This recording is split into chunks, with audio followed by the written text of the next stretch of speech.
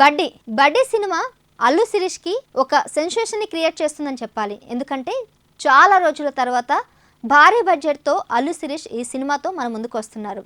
అయితే బడ్డీ సినిమా వినగానే మీకు ఒకటి గుర్తుండాలి. ఎందుకంటే కరోనా టైంలో టెడ్డీ అనే ఒక సినిమా అప్పట్లో బ్లాక్ బస్టర్ అయింది. ఈ సినిమా తమిళంలో ఆర్య హీరోగా నటించారు.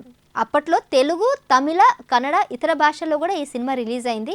సో అన్ని భాషల్లో కూడా ఈ సినిమా మంచి పేరును సంపాదించుకుంది. అయితే ఇప్పుడు టెడ్డీకి బడ్డీకి ఏం సంబంధం అని అనుకుంటున్నారా? ఇంచుమించుగా ఆ స్టోరీ లైన్ని తీసుకొని బడ్డీ సినిమాని తీశారు. ఎందుకంటే టెడ్డీ సినిమా ఆల్రెడీ చూసేశారు కాబట్టి ఇప్పుడు ఎవరైతే ఈ సినిమా చూస్తారో వాళ్ళకి పెద్దగా ఆనదు. ఎందుకంటే teddy cinema story line already కథ, నెక్స్ట్ ట్విస్ట్లు అన్నీ కూడా ఈ సినిమాలో కూడా ఉన్నాయన్నమాట. టెడ్డీ సినిమాకి తెలుగు సినిమాకి చాలా వేరియేషన్స్ అయితే తీసుకువచ్చారు. ఈ సినిమా దాదాపుగా 2 గంటల 10 నిమిషాల నిడిది గల ఈ సినిమాను అప్పటికే సెకండ్ హాఫ్లో 20 నిమిషాలను కూడా ట్రిమ్ చేశారని కూడా తెలిసింది.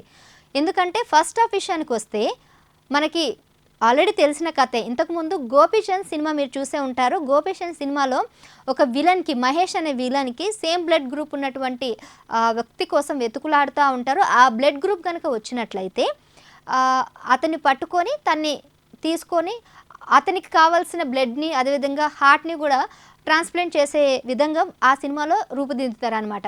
సేమ్ ఇప్పుడు అదే స్టోరీ లైన్ ఇప్పుడు బడ్డీ సినిమాలో కూడా ఉందన్నమాట. ఈ సినిమా కథ విషయానికి వస్తే హాంకాంగ్లో ఒక విలన్ ఉంటాడు. ఆ విలన్ కొడుకుకి హార్ట్ ప్రాబ్లం ఉంటే ఆ సర్జన్ ఎవరైతే ఉన్నారో ఆ సర్జన్ చెప్పారనమాట, హార్ట్ని కనుక మీరు ట్రాన్స్ప్లాంట్ చేసినట్లయితే ఖచ్చితంగా బతుకుతాడు అన్న ఉద్దేశంతో సేమ్ హార్ట్కి సంబంధించిన వ్యక్తిని వెతుకులాడే పనిలోగా ఉంటారనమాట విలన్కి సంబంధించిన అనుచరులు కానీ వాళ్ళంతా కూడా. అదే పదంలో ఇప్పుడు హాంకాంగ్ నుంచి ఇండియా కానీ ప్రపంచవ్యాప్తంగా మొత్తం వెతుకుతున్న టైంలో అప్పుడు అల్లు శిరీష్ అనే వ్యక్తి ఎదురవుతారు. అయితే ఇప్పుడు అల్లు శిరీష్ హార్ట్ ఆ కొడుక్కి మ్యాచ్ అవుతుందా, లేకపోతే వేరే వాళ్ళ హార్ట్ ఎవరికైనా మ్యాచ్ అవుతే అల్లు శిరీష్ ఇందులో ఇన్వాల్వ్ అవుతారా అనేది కథాంశం. ఎందుకంటే నేను స్పాయిలర్ని అవ్వదలుచుకోలేదు. కథ స్టోరీ మొత్తం చెప్పిన తర్వాత బోర్ కొడుతుంది కాబట్టి జస్ట్ స్టోరీ లైన్ మార్కే చెప్పదలుచుకున్నాను. సో ఇంకా ఈ బడ్డీ విషయానికి వస్తే మరి ఈ వెతుకులాట్లో ఈ బడ్డీ అనే వ్యక్తి అంటే టెడ్డీ అనే ఒక టాయ్ ఉంటుంది. ఆ టెడ్డీ ఈ అల్లు శిరీష్ ఎందుకు ఇన్వాల్వ్ అవుతారు అనేది మొత్తం ఈ కథాంశం మొత్తం చుట్టూ తిరుగుతుందనమాట. ఇక ఫస్ట్ హాఫ్ అంతా కొద్దిగా ఇంట్రెస్టింగ్గా, ఎంటర్టైన్మెంట్గా బాగానే వెళ్ళినా కానీ సెకండ్ హాఫ్ మాత్రం కాస్త సీరియల్ లాగా ల్యాగ్ చేశారు. సో దానివల్ల సెకండ్ హాఫ్ కొద్దిగా బోరింగ్ అనిపిస్తుంది.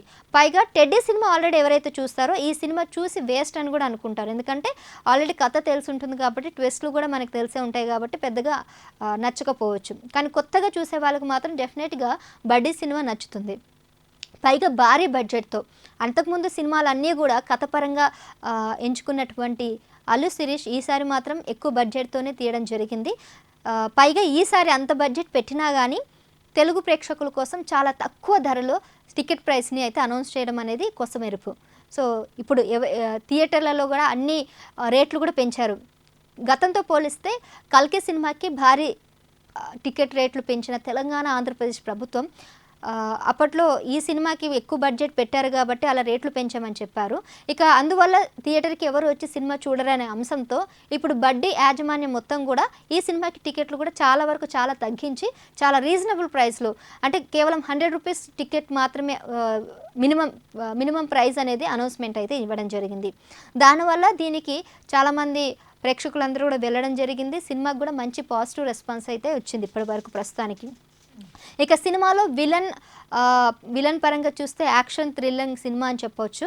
ఇంకా హీరోయిన్స్ ఇద్దరు ఉంటారు. హీరోయిన్స్ కూడా వాళ్ళ కథకి తగ్గట్టుగా వాళ్ళ క్యారెక్టర్ తగ్గట్టుగానే బాగానే యాక్ట్ చేశారు. ఇంకా రొమాంటిక్ అవన్నీ కూడా పెద్దగా ఏమి ఉండవు ఈ సినిమాలో. ఇది మొత్తం కూడా యాక్షన్ థ్రిల్లర్ మూవీ సినిమా అని చెప్పుకోవచ్చు. ఇంకా పాటల విషయానికి వస్తే పెద్దగా ఏమీ బాగోలేవు. సో ఒక్క పాట కూడా వినబుద్ధి అయితే కాలేదు నాకైతే. పైగా ఈ సినిమాలో బ్యాక్గ్రౌండ్ మ్యూజిక్ కూడా పెద్దగా ఈ సినిమాకి అయితే హైప్ తీసుకురాలేదని చెప్పొచ్చు. ఎందుకంటే అంత భారీ బడ్జెట్ సినిమా పెట్టినా కానీ బ్యాక్గ్రౌండ్ మ్యూజిక్ మాత్రం చాలా డల్గా ఉందని చెప్పాలి. ఇంకా మిగిలిన స్క్రీన్ ప్లే అయితే అద్భుతంగా తీశారు. ఎవరైతే తీశారో స్క్రీన్ ప్లే కానీ ఆ డైరెక్షన్ కానీ అది కూడా చాలా బాగుంది. సో అల్లు శిరీష్కి ఇది ఒక మంచి సినిమా అనే చెప్పుకోవచ్చు. అంతకుముందు తీసిన సినిమాలన్నీ కూడా కథపరంగా సినిమా హిట్ అయ్యాయి. కమర్షియల్ హిట్ కాలేదు కానీ తను ఎంచుకున్న కథపరంగా అవన్నీ కూడా చాలా బాగుంటాయి అన్నమాట అల్లు శిరీష్వి. సో ఇదే విధంగా ఇప్పుడు ఈ సినిమా కూడా కథ పరంగా కూడా తీసుకున్నారు. సో మొత్తం ఎలివేషన్స్ అంతా కూడా బాగానే చూపించారు.